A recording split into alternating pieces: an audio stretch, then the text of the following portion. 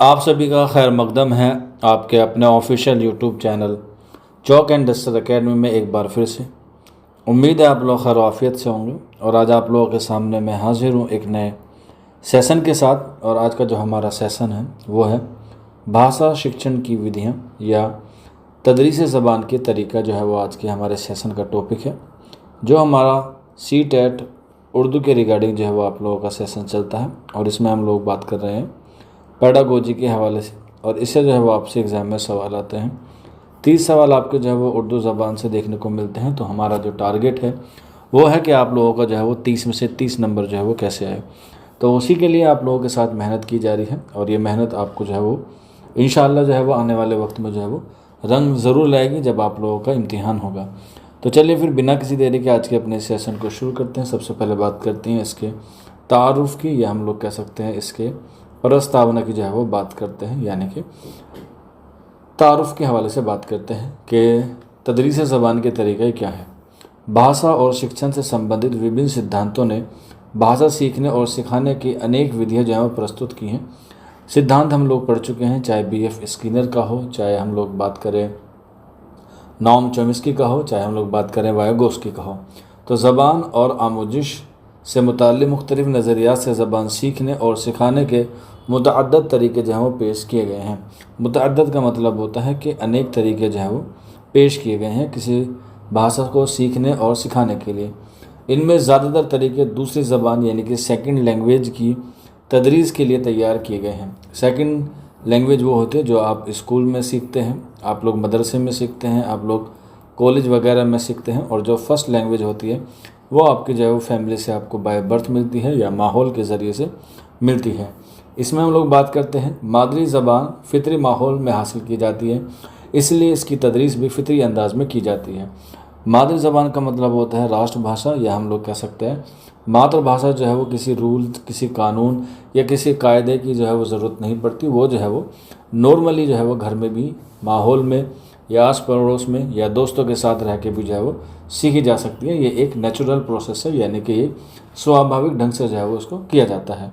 दूसरी ज़बानों की तदरीस के लिए माहिर लिसानात ने मुख्तलिफ़ तरीके जो है वो तजवीज़ किए हैं, यानी कि जो हमें तदरीस है दूसरी ज़बान की उसके लिए जो है माहिरीन ने क्या किया है, बहुत सारे तरीके जो हैं वो बताए हैं या विधियाँ जो है वो सुझाई हैं। उसमें कौन कौन सी हैं आइए हम लोग देखते हैं। तो सबसे पहले जो हमारे पास आते हैं वो होते हैं क़वाइद व तर्जुमे का तरीका, यानी कि ग्रामर ट्रांसलेशन मेथड। हिंदी में इसका नाम है व्याकरण अनुवाद विधि। व्याकरण का मतलब होता है किसी के कायदे कानून और अनुवाद का मतलब होता है ट्रांसलेशन करना। तो इस तरीके में ज़बान को क़वाइद और तर्जुमे के ज़रिए जो है वो सिखाया जाता है।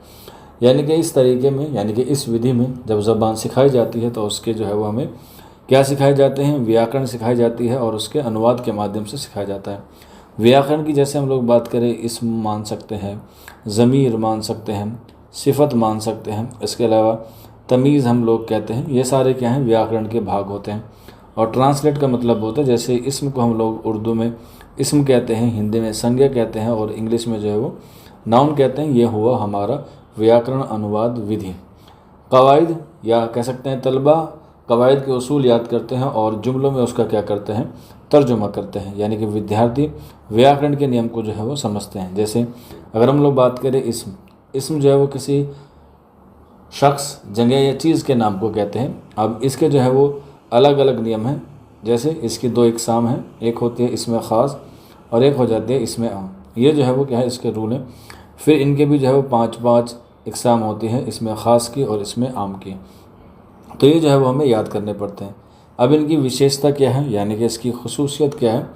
क़वाइद पर ज़्यादा ज़ोर जो है वो दिया जाए ताकि बच्चा जो है वो किसी भी तरह का तलफ़्फ़ुज़ और किसी भी तरह के जुमले में जो है वो कोई गलती ना करें। अल्फाज के मायने याद करवाए जाते हैं, बिल्कुल, क्योंकि जब उसके पास अल्फाजों का ज़ख़ीरा होगा, अल्फाजों की डिक्शनरी होगी, तो उस चीज़ को वो जो है वो और बेहतर तरीके से क्या कर पाएगा, रिप्रेजेंट कर पाएगा। जिसमें पढ़ने और लिखने की महारत को जो है वो अहमियत क्या होती है, दी जाती है। यानी कि जब हम लोग व्याकरण अनुवाद विधि या कह सकते हैं क़वाइद और तर्जुमे तरीके पर ज़ोर देते हैं तो उसमें पढ़ने और लिखने की महारत में जो है वो क्या होती है, बहुत अहम जो है वो क्या होती है, इम्पोर्टेंस दी जाती है।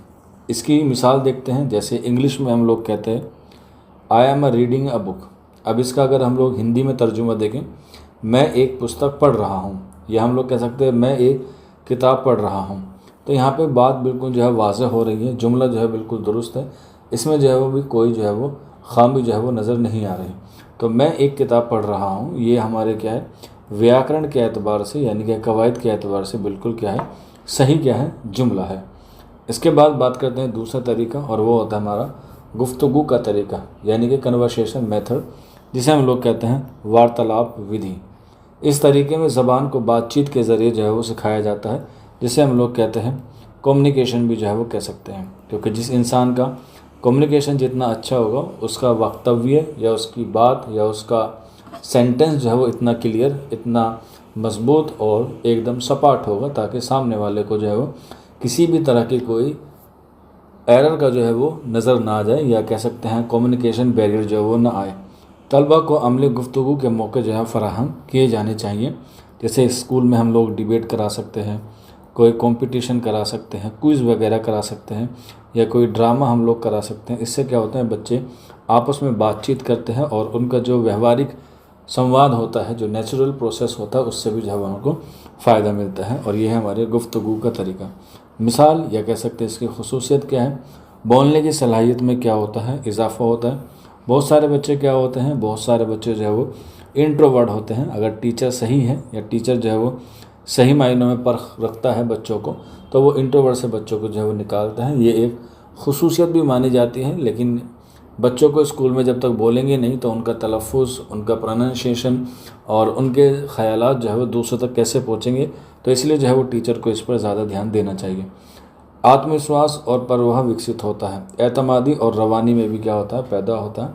आप लोगों ने देखा होगा कि जो बच्चे ज़्यादा बोलते हैं वो कुछ भी एकदम रेंडमली बोल देते हैं, उसका चाहे मीनिंग बाद में कुछ भी निकलता हो, तो ऐसे बच्चों के अंदर क्या होता है कॉन्फिडेंस होता है। भले ही वो चीज़ गलत ही क्यों ना हो, लेकिन उनका कॉन्फिडेंस जो है वो 7वें आसमान पे होता है। जैसे एक सवाल पूछा टीचर ने, व्हाट इज़ योर नेम, तो एकदम से जवाब आ जाता है माई नेम इज़ अहमद। आपका नाम क्या है, मेरा नाम अहमद है। आपका नाम क्या है, मेरा नाम अहमद है। तो बच्चे के अंदर अगर कॉन्फिडेंस होगा तो वो तुरंत जो है वो उसका रिप्लाई दे देगा। और जिस बच्चे के अंदर कॉन्फिडेंस नहीं होगा, और कॉन्फिडेंस डेवलप होता है बातचीत करने से, चाहे बच्चे को घर में बातचीत करने का मौका दिया जाए, चाहे बच्चे को जो है वो स्कूल में या आस पड़ोस के साथ जो है वो बातचीत करने का मौका मिलेगा, तो बच्चा भी जो है वो जवाब देने के लिए क्या होगा तात्पर्य हाजिर रहेगा। इसके बाद बात करते हैं समई लिसानी तरीका यानी कि ऑडियो लिंगुअल मेथड, श्रव्य भाषिक विधि। इस तरीके में सुनने और बोलने पर जो है वो ज़्यादा जोर दिया जाता है, ताकि जो दूर दराज के बच्चे होते हैं वो सुन के जो या ऑडियो को जो है वो सुन के क्या करते हैं सीखते हैं। ख़ास तौर पे जो FM पे तालीम दी जाती है या रेडियो पे जो है वो तालीम दी जाती है, या हम लोग फ़ोन कॉल पे भी कुछ बच्चों को जो है वो ऑडियो के माध्यम से पढ़ाते हैं। तो इस तरीके का जो है वो क्या होता है हमारा समई लिसानी तरीका होता है। ज़बान सीखने के लिए तकरार और मश्क को अहम समझा जाता है। तकरार का मतलब होता है रिपीटेशन यानी कि पुनरावृत्ति, और मश्क का मतलब होता है अभ्यास। इनको जो है वो क्या माना जाता है महत्वपूर्ण माना जाता है दूसरे और तरीक़ों से। खुसूसियत है सही तलफ़ुज़ सिखाया और बोला जाता है। जुमलों को बार बार दोहराने की मश्क जो है वो करवाई जाती है, ताकि इसमें कोई एरर हो, कोई रुकावट हो या कोई गलती हो तो उसे जो है वो दुरुस्त किया जा सके। मिसाल जैसे this is a pen, this is a pen, ये एक कलम है, ये एक कलम है। तो इससे क्या होगा बच्चा बार बार जो है वो उसको रिपीटेशन करेगा और उसका प्रोनाउंसिएशन, उसका साउंड ऑफ पिच जिसे हम लोग कहते हैं, और उसकी हेजिटेशन जो है वो दूर होगी। इसके बाद आगे बढ़ते हैं साइलेंट वे तरीका। ये साइलेंट वे तरीका होता है खामोशी से। इस तरीके में क्या होता है उस्ताद जो है वो कम बोलता है और तलबा जो है वो ख़ुद सीखने का जो है मौका देते हैं। जैसे हम लोग कभी कभार ऐसा होता है कि ख़ुद न रह के मॉनिटर को खड़ा कर देते हैं, ताकि बच्चों को लगे कि ये हमारे में से ही है और अगला नंबर जो है वो हमारा आ जाता है। तो यहाँ पर जो है वो बच्चा ज़्यादा एक्टिव होता है और टीचर जो है वो बहुत कम जो है वो अपने आप को क्या करता है उसमें इन्वॉल्व करता है। तालिब इल्म तदरीसी का मरकज़ होते हैं बिल्कुल, क्योंकि सेंटर ऑफ अट्रैक्शन या सेंटर ऑफ टीचिंग जो है वो कौन होता है तलबा होते हैं। तो इसलिए जो है वो टीचर को अपना रोल जो है वो सिर्फ इतना रखना चाहिए ताकि बच्चों को शांत रख सके, बच्चों को जो है वो तरतीब से बिठा सके, बच्चों में जो है वो टीचर का एक रिस्पेक्ट हो और उस रिस्पेक्ट के मद्देनज़र बच्चे जो है वो अपने आप को रिप्रेजेंट करें।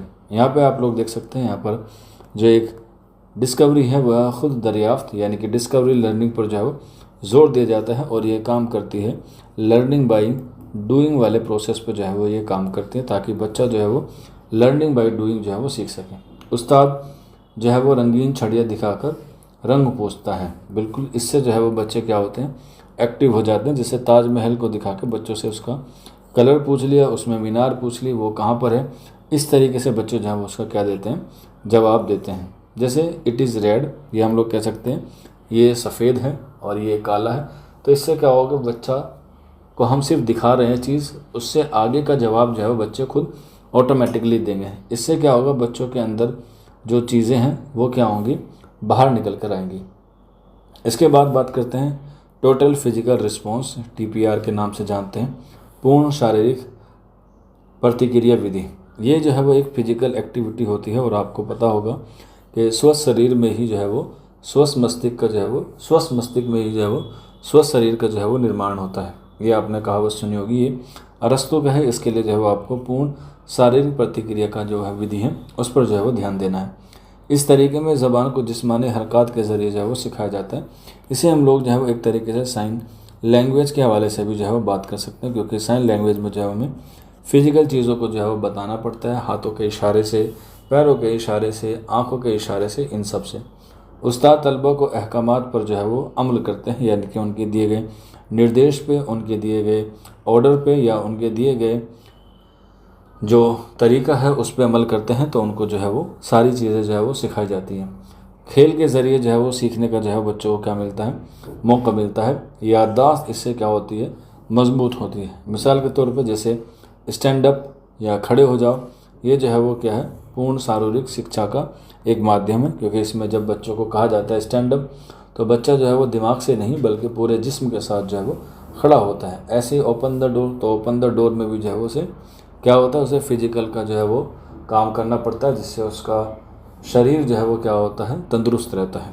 इसके बाद बात करते हैं फितरी तरीका, यानी कि नेचुरल अप्रोच के नाम से जानते हैं, प्राकृतिक उपागम इसे हम लोग कहते हैं। ये तरीका जो है वो मादरी ज़बान को सिखाने के लिए क्या होता है, मबनी होता है। जहाँ पर भी फितरी तरीका आएगा वो समझ लीजिएगा वो फितरी ज़बान को सिखाने के लिए क्या किया गया है, उसका इस्तेमाल किया गया है या उसका इस्तेमाल किया जाएगा। बात करते हैं आगे, देखते हैं इसकी खुसूसियत क्या है। तलबा जो है वो बोलने का दबाव नहीं डाला जाता, बच्चा जब मर्जी चाहे जैसे चाहे जो है वो बोल सकता है। यहाँ पर हमारा जो मेन मोटो होता है वो होता है कि बच्चा जो है वो समझने की सलाहियत रखे, और वो जो है वो ज़्यादातर ज़ोर उस पर जो है वो दिया जाता है, ताकि जब बच्चा समझेगा तो उसे जो है वो उसे अधिक जो है वो क्या मिलेगा, बल मिलेगा। मिसाल के तौर पर उस्ताद सेब की तस्वीर दिखाकर कहता है दिस इज़ अ एप्पल। सेब जो है वो बच्चे जो है वो तस्वीर देखकर जो है उसे कहते हैं, समझ जाते हैं कि इस तरीके का सेब होता है, इस रंग का होता है और इस आकार का होता है। तो इस तरीके से बच्चे जो है उस पर समझ जाते हैं। तलबा मायने को कुदरती अंदाज में जो है वो समझते हैं, क्योंकि वो उन्होंने चीज़ अब तक दूर से देखी हुई होती है, लेकिन जब वो टीचर के हाथ में देखता है और उसे ख़ुद जो है वो क्या करता है, एनालाइज करता है, तब बच्चे के अंदर जो है वो एक अलग तरह का माइंडसेट जो है वो डेवलप करता है, जो है वो हमारे सिखाने की जो है वो पैरामीटर्स में जो है वो सही बैठता है। इसके बाद बात करते हैं बराह रास्त तरीका, यानी कि डायरेक्ट मेथड, जिसे हम लोग प्रत्यक्ष विधि के नाम से भी जो है वो जानते हैं। ये भी एक अहम विधि है। प्रत्यक्ष का मतलब होता है कोई चीज़ बिल्कुल सामने रखी हुई या उसे जो है वो फील की गई। जैसे हमने अभी सेब की बात की, अब जो है वो सेब टीचर्स के हाथ में से बच्चे के हाथ में आ जाता है, तो बच्चा जो है उसे डायरेक्ट जो है वो देखता है, उसे फील करता है, उसका वज़न देखता है, उसका रंग देखता है, उसकी शेडो देखता है, उसमें किन किन तरह की जो है वो चीज़ें इन्वॉल्व हैं, उसको जो है वो अपने IQ लेवल से जो है वो चेक करता है। इस तरीके में मादरी ज़बान का इस्तेमाल नहीं किया जाता, बिल्कुल नहीं किया जाता। सिर्फ हदफ़ ज़बानी में तदरीस की जो है वो की जाती है, यानी केवल लक्ष्य भाषा में जो है वो इसका क्या किया जाता है, शिक्षण किया जाता है। खुसूसियत क्या है, बोलचाल की महारत पर जोर दिया जाता है। ज़बान को बराह रास्त तजुर्बे से सिखाया जाता है, यानी कि इसे एक्सपीरियंस से जो है वो सिखाया जाता है। सेब दिखाते हुए कि ये एक सेब है, और इस बार जो है वो सेब टीचर के हाथ में नहीं होता है, बल्कि किसके हाथ में आ जाता है, बच्चे के हाथ में आ जाता है। इसके बाद आगे बढ़ते हैं CLL, जिसे हम लोग बोलते हैं कम्युनिटी लैंग्वेज लर्निंग, सामुदायिक भाषा अधिगम। सामुदायिक का मतलब होता है एक तरीके से सोशल, यानी कि सोशल का मतलब होता है जब बच्चे जो है वो एक से अधिक या बहुत सारे लोगों के दरमियान बैठे हुए होते हैं तब उसकी क्या करती हैं, बच्चे जो हैं वो सीखते हैं। अब ऐसे ही स्कूल में भी एक हम लोग डेवलप करते हैं जहाँ बहुत सारे टीचर्स मिलकर जो है वो बच्चों को सिखाते हैं, और या फिर एक टीचर जो है वो बहुत सारे बच्चों को सिखाता है, जिसे हम लोग क्या कहते हैं, काउंसलर कहते हैं। काउंसलर जो है वो एक ज़बान के क्या होते हैं, स्पेशलिस्ट होते हैं। वो जो है वो ज़बान के सिखाने के साथ साथ ज़बान के कम्युनिकेशन पर भी जो है वो मेहनत करते हैं। इस तरीके में उस्ताद जो है वो परामर्शदाता होता है, जिसे हम लोग काउंसलर के नाम से जानते हैं, का किरदार जो है वो अदा करता है। काउंसलर का क्या काम होता है, ये एक दूसरे तलबा के साथ ताउन से जो है वो ज़बान सीखते हैं। यानी कि इसमें क्या करता है, टीचर एक काउंसलर के तौर पे इस्तेमाल होता है, यानी कि वो एक रेफरी के तौर पे रहता है, जबकि बच्चे जो है वो एक दूसरे के सहयोग से जो है वो भाषा सीखते हैं।